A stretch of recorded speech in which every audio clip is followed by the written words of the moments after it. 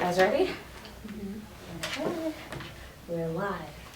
In 5, 4, 3, 2. What's up, guys? It's your girl Jordan here, and we're back for another episode of the NextEra Podcast. So today's episode is a little bit special, episode 3. It's my first episode with actual special guests, and we're actually recording live. The video will be on YouTube, so if you want to go check that out, there's another way that you can watch or listen to this episode. But I am here with 2 of my really good friends, Tyler Smith and Amaya St.Romain. Say hi to the people. Hey y'all. Hey y'all, how y'all doing?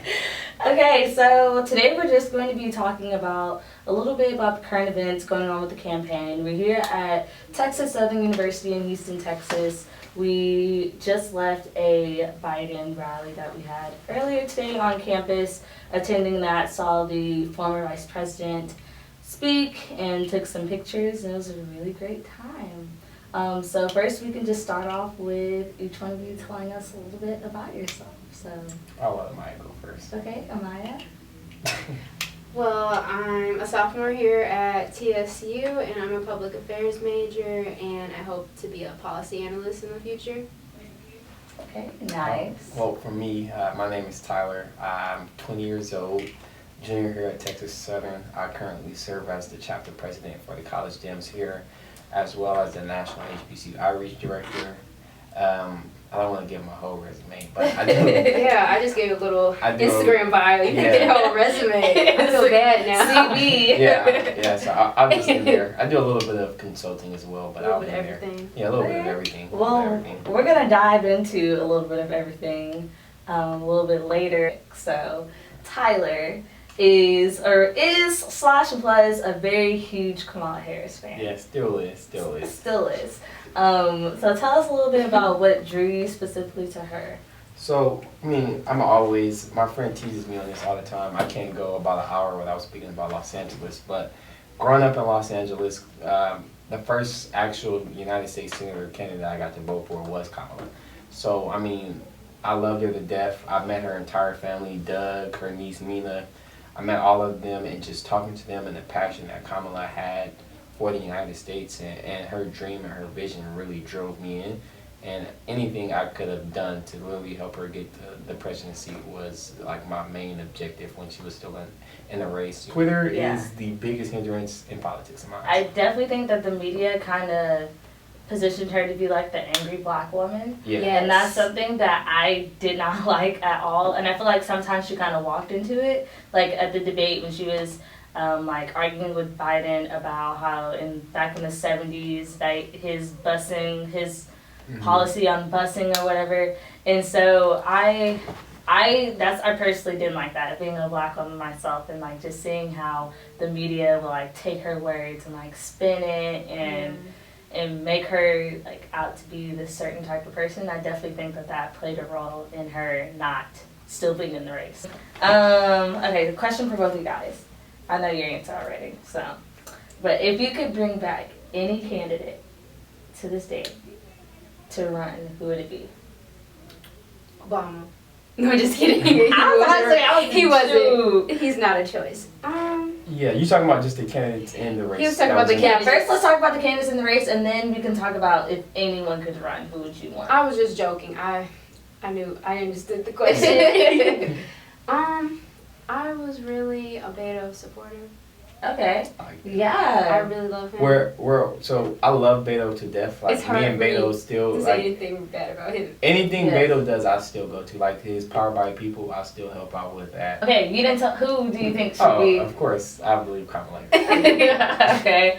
For me, let's see. I have to think back really far. Like, it's been a while. I really liked Castro for a hot moment as not necessarily the president pick. Yeah, not necessarily like a president pick, but VP. I think he would be a good VP as well for Biden if he decides to go for like a male minority. But Castro's kind of like riding the Warren wave right now, so maybe if Warren drops out, like, who knows. One of the things that I'm really passionate about is getting young people out to vote, and so that's something that I admire from Bernie, that he's really passionate about getting young, and he's been pretty successful in it too College since 2016, getting college voters, getting young Gen Z and young millennial voters like out and engaged in politics. So I commend him for that. But at the same time, it's just like I don't think he's right at the moment. And Yeah, I don't think and he's agree. old. So like I don't think I was he saying will this be earlier. right. Yeah, that's a big factor. But He's had a heart Biden is attack. old too. But Biden is the youngest person in the race right now. Yeah, Biden's the youngest person in the race right now. Oh, that is true. I don't know what that goes to say something about Well, our Biden's the youngest choices. male. Biden's the youngest male. I think Warren is older. Warren is a tad bit younger. She may be like 76. Like they're all old. They're all old. Yeah, as it's like dirt. we're not They're all gonna old get and any white. candidate. But I like that.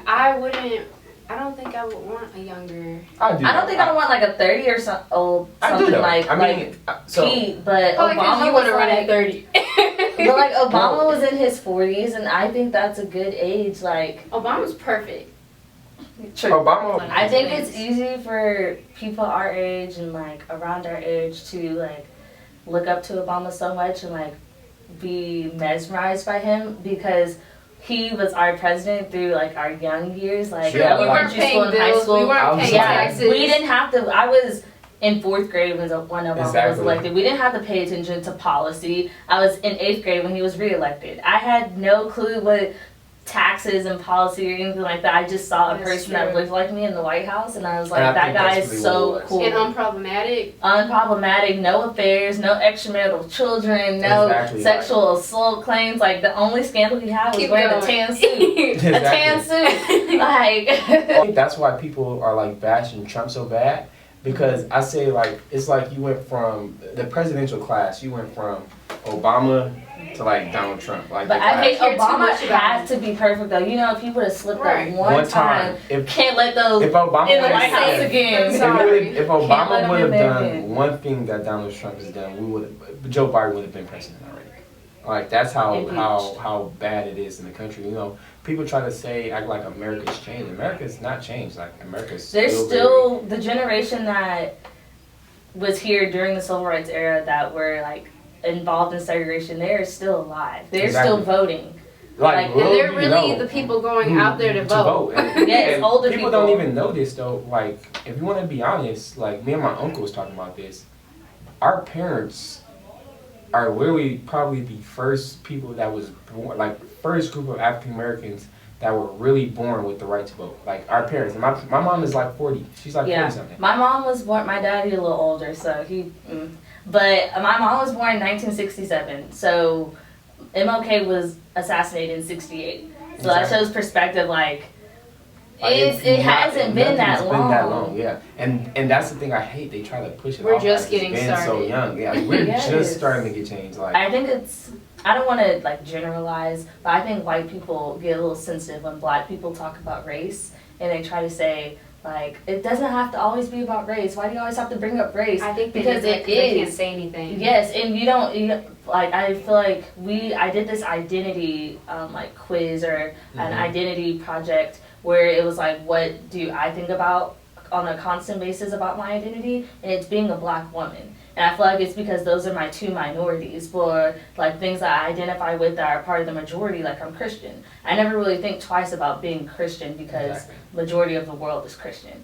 And so with white people, it's like they never have to think about race because they're in the majority. Right. Y'all see the speech that Rihanna did, how she was saying, I like, did. I really loved what she I said. didn't get to see it. How she was explaining how, like, us being divided isn't doing anything, but us coming together, like, white people understanding their privilege and using their privilege to help us coming together with them, coming in together, And it was will make mostly, stuff work. I think it was mostly about like black people holding their white friends accountable. Mhm. Like, because there's sometimes, like, you know, you don't really feel, I'm guilty of this too. Like, I've been on dance team my entire life, majority white dance teams, and sometimes, like, I have been in situations where we're in the car singing a song and, like, they say the N-word. And, like, It's I kind exhausting of don't, sometimes, and yeah, you I don't want to wanna, like, bring it change the up. mood. Exactly, I don't want to change the mood. I don't always want to give somebody a history lesson. Like, I always don't want to be that person that has to school them on, like, why this is not okay. And so Right. I just, like, And it's It's not fair exhausting. because they're just enjoying their time, and then you have to feel hurt. mm-hmm. But No, I agree. Like, I mean, and that's why sometimes But one thing I also agree on is that one of our biggest problems as a race is that we're so divided in ourselves that we don't really know what we want. True. Like, I ask a lot of my friends on Facebook, a lot of people try to, oh, no candidate supports a black agenda, no candidate knows what the black agenda is. My vote But let's doesn't be matter. honest, let's be honest, what is the black There agenda? is no there's one black agenda. No one black agenda, because you have one group of blacks, you have another group of blacks. Yeah, you have suburban, you have like lower income, you have educated, you have less educated. Like there's, I was Foreign listening people. to, yes, they're not all black people are African American. Like you have people from Africa, from the Caribbean. I was listening to an Angela Rye podcast this morning talking about how we're not like a monolithic vote. Like we Yeah, do not, like- one black person does not speak for all Black black people. At For all. example, like those My black black friend people, lets me say this word. Why Like can't those- we're I'm not not the that same? friend. I'm like